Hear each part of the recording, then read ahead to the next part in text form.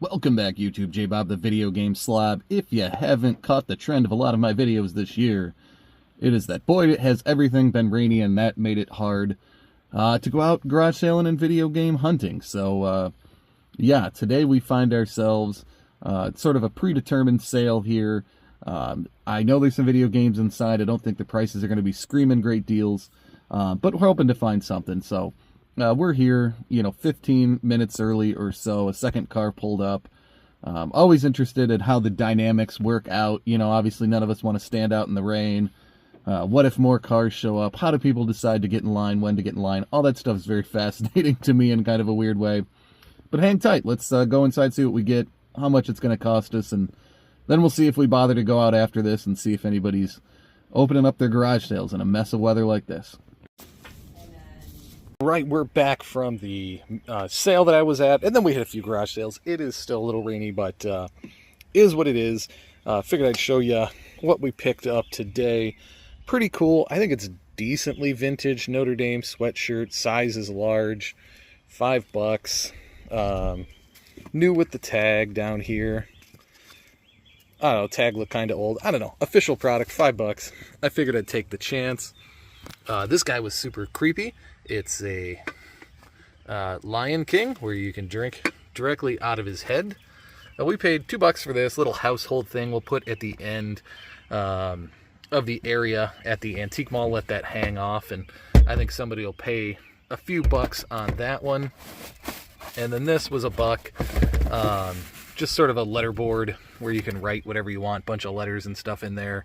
I don't know. People use them in their house all the time. It's a bunch of decor stuff I don't really get. But we paid $1 for that. Again, not a lot of garage sales, so you're not seeing too much.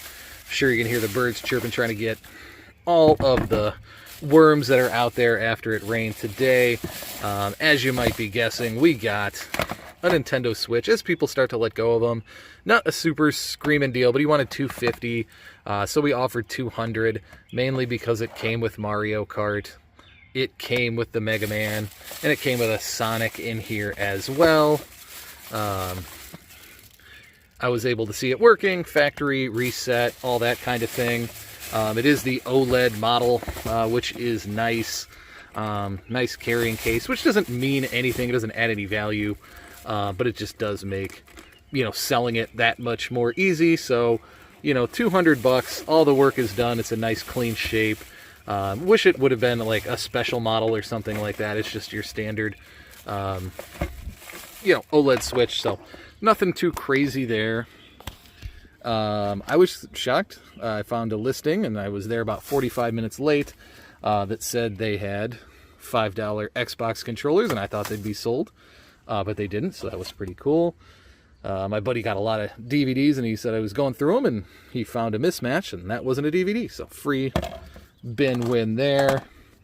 $1 pickup. From what I understand, this movie got controversial for whatever reason and is now out of print. So be on the lookout for Dogma if you see it for $1. It was a pretty good deal. And then here's the... and then my buddy, we bought a supply of Lego, so he owed me all the video game pieces that were in it. There were a few video game pieces in it, so that's what that is. But yeah, this was the half-off sale.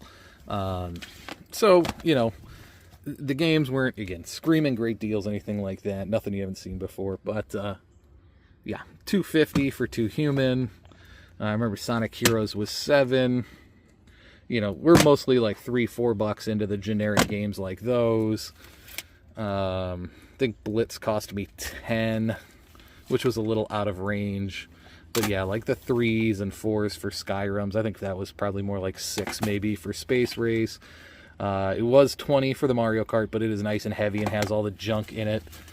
So that was nice. Oh, and a free chip clip, which, really adds to the value, that kind of thing. Yeah, Road Rage, a couple bucks.